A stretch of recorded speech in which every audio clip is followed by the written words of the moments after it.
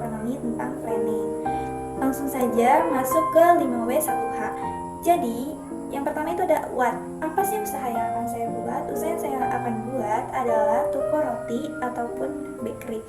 Lalu kenapa sih saya memilih usaha ini? Karena roti itu pengganti nasi ya. Jadi mungkin orang-orang bisa ketika tidak ingin makan nasi bisa beralih ke roti. Bisa dibilang produk jangka panjang. Lalu yang pastinya untuk memenuhi kebutuhan konsumen. Saya akan menawarkan roti yang pastinya lezat, enak, bergizi, dan juga berkualitas. Lalu siapa target pasarnya? Target pasarnya adalah yang pasti semua kalangan bisa menikmati roti dari saya, dan semua kalangan untuk menengah ke bawah, untuk masyarakat umum.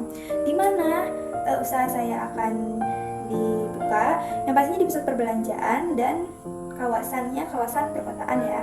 Lalu kapan usaha saya akan dibuat atau buka atau beroperasi? Itu pada jam pagi hingga sore ataupun dari pagi hingga malam. Lalu bagaimana sih teknik penjualannya? Jadi yang pastinya toko roti saya ini akan memproduksi lalu menjual langsung ke pelanggan ataupun konsumen. Lalu kita masuk ke 6M. Yang pertama ada man. Yang pastinya pemilik toko atau si ownernya sendiri, lalu ada karyawan produksi, kasir, dan staf penjualan. Lalu yang kedua ada money. Jadi uangnya itu dari modal yang dibutuhkan untuk memulai usaha. Selanjutnya itu ada material yang pastinya dari bahan roti sendiri. Bahan dasarnya seperti tepung, gula, ragi, telur, susu, dan lain-lain. Masih banyak ya. Lalu di sini ada metode. Bagaimana sih cara beroperasinya? Jadi itu kita akan memproduksi roti, kita akan menata toko, dan pemasaran, teknik pemasaran.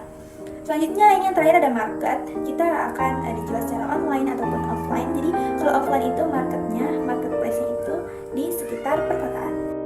Dan di sini ada bagian organisasi toko roti yang pastinya pemiliknya sendiri ataupun kita bisa disebut owner.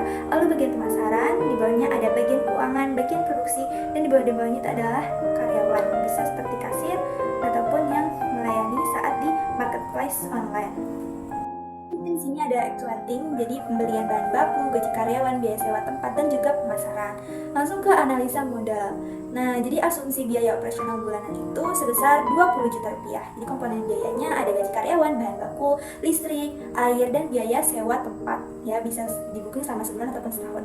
Dan masa penggunaan wadah seperti panci, nampan, whisker, dan lain-lain.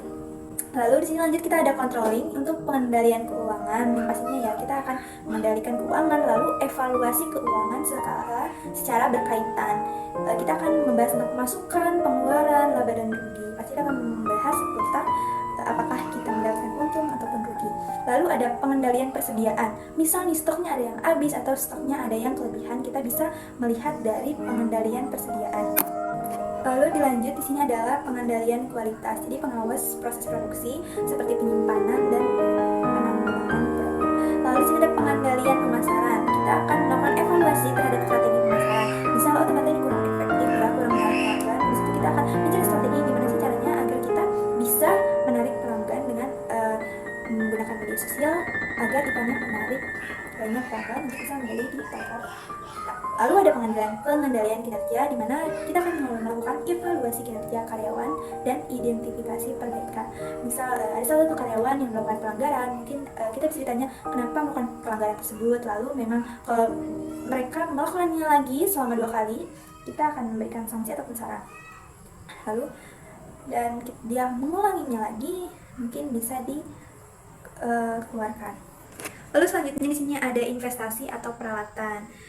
Di sini ada peralatan-peralatan yang akan digunakan, itu ada mixer roti, kompor gas, oven gas, timbangan kue, loyang persegi panjang, ayakan, wish, peralatan masak seperti spatula, lalu panci, wajan, nampan, ada peralatan penunjang lainnya seperti cutter, pisau, gunting, dan juga plastik, sarung tangan, lap, dan lain-lain. Itu totalnya sebesar Rp10.770.000. Lalu di sini ada biaya operasional per bulan, itu ada listrik dan PDAM, ada gas 12 kilo, bahan-bahan kue seperti tepung, gula, ragi, susu, telur, dan lain-lain, ada kemasan dan juga paket internet itu jika ditotalkan sebanyak 4.120.000. Lalu di sini ada total modalnya keseluruhan. Jadi kita akan menghitungnya itu caranya adalah total biaya peralatan ditambah dengan total biaya operasional. Jadi 10.770.000 ditambah 4.920.000 hasilnya adalah 15.690.000. Lalu di sini ada biaya variabel di mana untuk stok selama 1 bulan ataupun 30 hari. Jadi harganya itu dikali dengan 30. Misal tepung terigu harganya 15.000 dikali 30 yaitu Rp450.000. Jadi langsung saja untuk biaya variabel di sini ada tepung terigu, susu bubuk, mentega, telur, garam, lalu ada kayu manis, kismis, lagi instan, gula halus. Jadi total biaya variabel situ ada 3 juta rupiah. Nah, selanjutnya itu adalah pendapatan per bulan. Untuk pendapatan per bulan itu kita penjualan rata-rata yang misal terjual 60 biji dikali 3.000 sama dengan 180.000. Lalu 180.000 rupiah dikali selama sebulan atau 30 hari itu kita dapat 5.400.000. Lalu untuk keuntungan per bulan kita akan mendapatkan untung. Cara menghitungnya gimana? Cara menghitungnya adalah total pendapatan dikurang untuk total biaya operasional. Jadi 5.400.000 dikurang 4.920.000 jadi 480.000. Nah, selanjutnya untuk menentukan apakah kita balik modal atau tidaknya, cara menghitungnya itu adalah total investasi dibagi keuntungan. Jadi total investasinya itu ada 5.400.000 dibagi 480.000. Jadi kita itu balik modal dan untung 11.250. Lalu sini dampak sisa-sisa roti atau sisa-sisa barang dari usaha kita untuk lingkungan. Jadi ada analisa limbah untuk tujuan berkelanjutan. Contohnya jadi itu bekas-bekas seperti roti ataupun kemasannya seperti plastik dan lain-lain, itu yang pertama akan menjadi pakan ternak ya. Apabila sudah expired si bakery, si adonan ini apabila sudah expired dia akan menjadi pakan ternak. Lalu kedua bisa menjadi kompos, dapat didaur ulang menjadi pupuk kompos.